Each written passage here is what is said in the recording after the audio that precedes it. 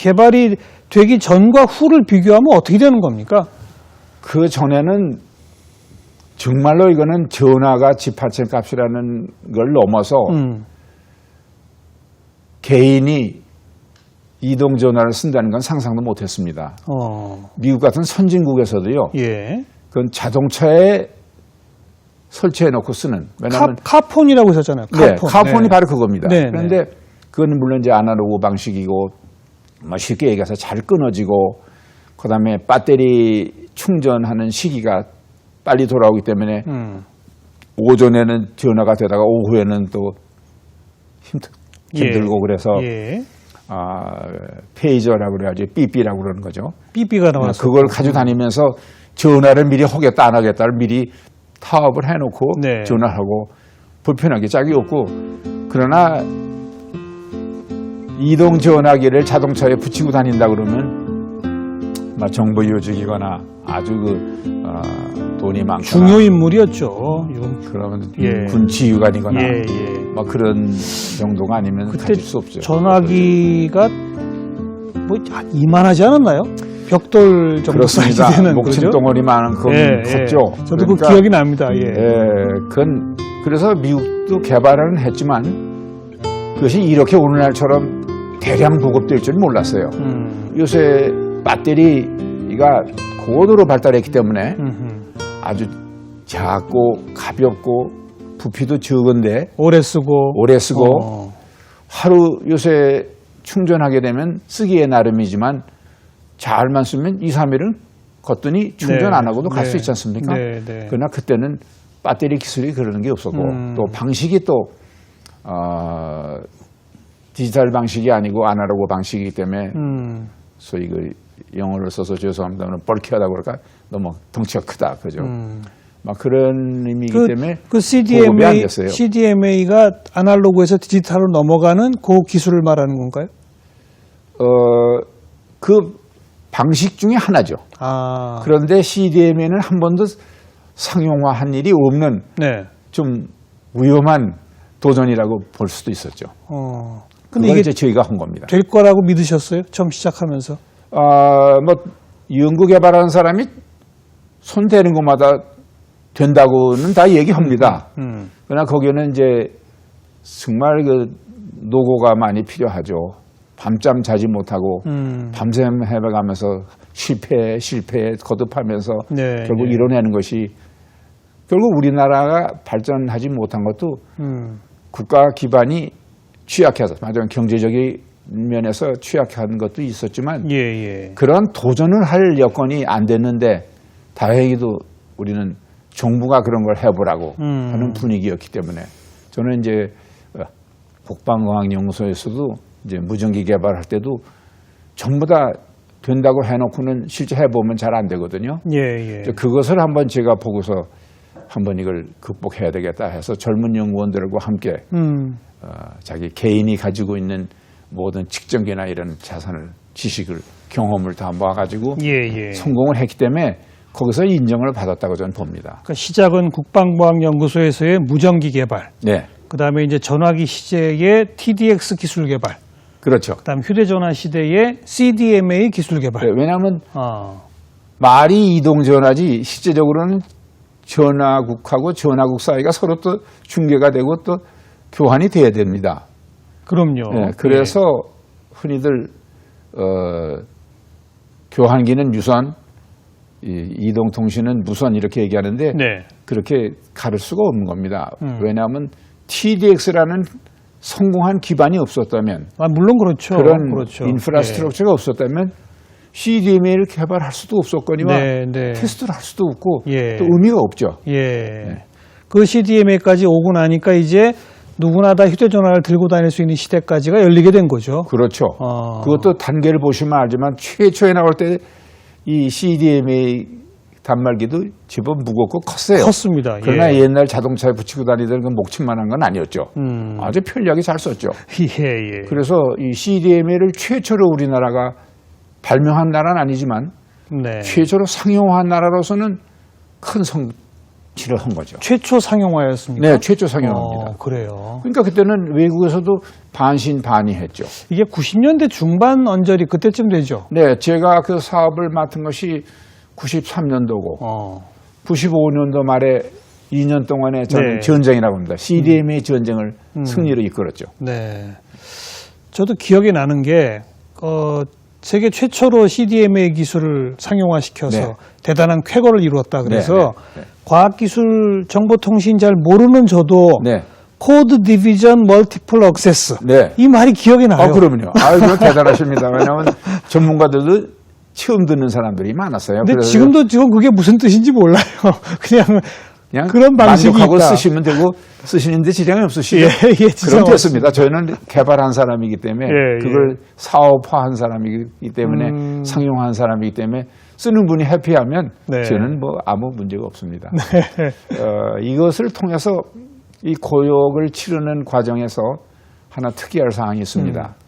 TDX도 막 새로 뜯어고치길 새로 개발하듯 했지만은 우리 젊은 연구원들 에트리에 있는 연구원들이 노력을 해서 전자통신연구소 OS 컴퓨터에는 소위 운영 시스템이 있어서 네. 그것을 대부분 선진국을 도입해서 쓰거든요. 예. 윈도우 같은 것도 다 사다 쓰는 거죠. 예. 미국 표준을 그대로 쓰고 있는 그럼요, 겁니다. 그럼요. 미국 표준은 세계 표준이 된 거죠. 예. 그런데 이 TDX만은 비록 하드웨어나 이런 면에서는 아주 대폭 새 개원기를 만드는 거나 다름없이 변화했지만 거기에 들어가는 OS 시스템은 우리 한국의 젊은 두뇌들이 개발했다는 거. 그건 저는 자랑스럽게 생각합니다. 그래서 돈을 헛쓴 게 아니다. 예. 그다음에 CDMA도 마찬가지입니다. 우리가 그것도 발명한 건 아니지만 최초로 미지의 것을 상용화하는 데 성공했다. 네. 그래서 국가 경제에 도움이 되고 예, 그렇죠. 또 국민의 편익을 해드리고 그걸로 끝나는 게 아니라 이것이 이제 대량으로 보편화되었기 때문에 앞으로 오는 인터넷 시대는 어떻게 될까요? 하는 것을 걱정하는 겁니다. 그러니까 오늘날 우리가 이렇게 IT 강국이 네. 되게 되는데 아주 중요한 기술 개발에 바로 산 증인이신 서 박사님이 있는 거죠. 막 그때에 네. 태어났고 예. 또 그때에 그런 그 위치에 있었다는 것이 좋고 또 좋은 후배들, 동료들, 선배님들 이런 분들이 또 잘 또 계도해 주시고 무엇보다도 정부가 확고한 그런 정책 의지를 가지고 있었기 때문에 저는 가능하다고 봤습니다.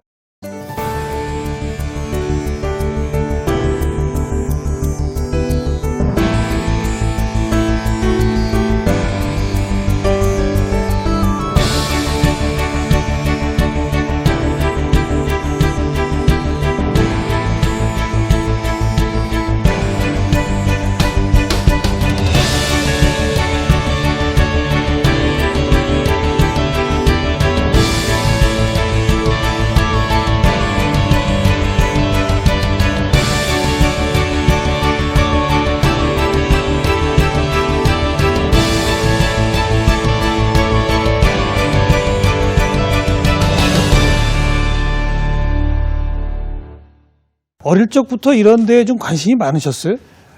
네, 이게 참 어렸을 때는 제가 말썽꾼이라고 봐도 되죠. 왜냐하면 그냥 뭐든지 닥치는 대로 부셔보고 왜 그렇게 원리가 되는가. 물론 제가 부실 때는 부시는 목적으로 부신 건 아닙니다. 제 생각에는 자신 있게 다시 재조립해서 원상복구가 될 줄 알고 시작했는데 라디오 같은 거 막 뜯어보고 막 그러셨구나. 시계 같은 건 더군다나 이게 시계. 한번 부품을 순서를 바꿔놓으면 예. 다시 시계가 안 되거든요. 안 되죠. 네.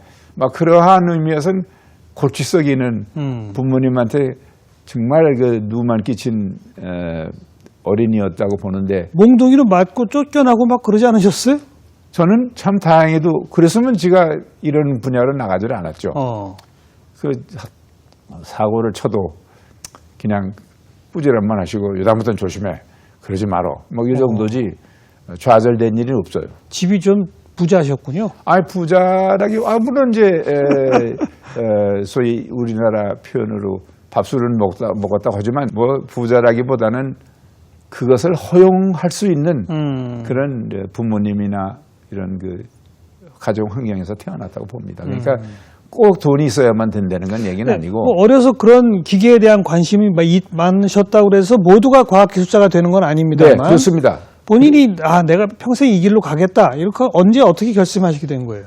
저는 이런 데 관심을 가진 것은 이제 초등학교 이제 졸업학년 때쯤 되고 중학교 들어가서인데 참 이게 부끄러운 제 개인 얘기입니다만은 이제 부모님이 이제 뭐 신발 사라고 돈 주고 예.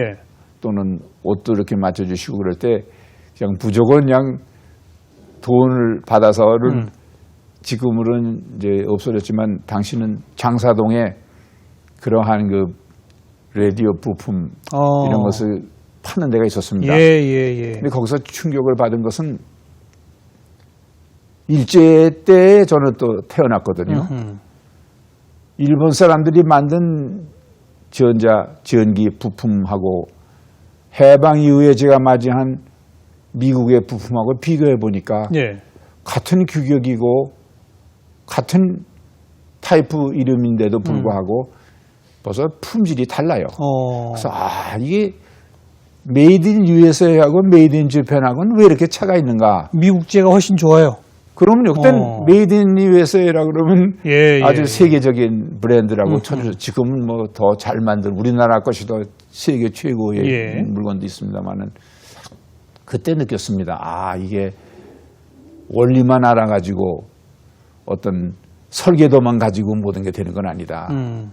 좋은 물건을 만들어서 좋은 상품이 되기 위해서는 시험 평가, 품질 보증, 운영 교육 이걸 철저히 해야 된다. 그래서 저는 이런 생각을 하죠.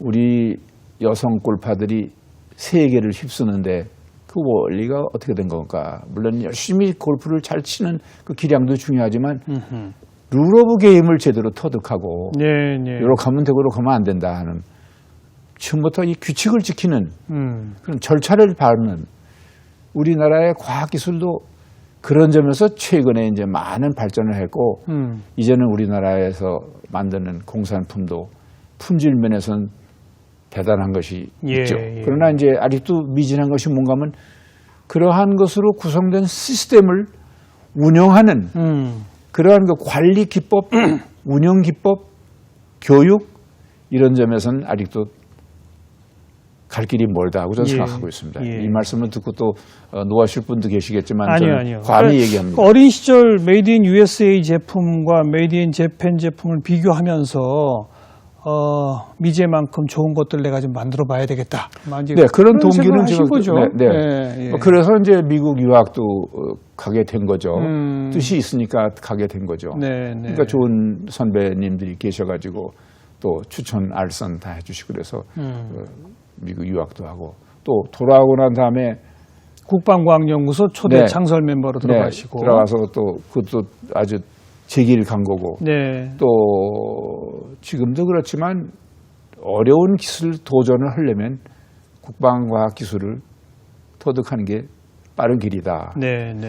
그리고 저는 이런 얘기를 늘 합니다. 이게 어폐가 있을지 모르겠습니다만은 진정하게 정말 평화를 원하려면 국방이 제대로 돼 있어야 된다. 그래서 심지어 어떤 분은 평화를 원하면 전쟁 준비를 하라 그런 얘기도 했다고 그러는데 명언이 있죠. 저는 저희 그 군사과학의 몸에 배해가지고 또 군사과학 기술에 또 체험을 얻어서 이런 국가적인 큰 사업에 참여하게 된 것을 상당히 영광으로 생각하고 앞으로도 이제 은퇴해서 지금은 이제 후배들이 하는 성공을 누리고 있습니다.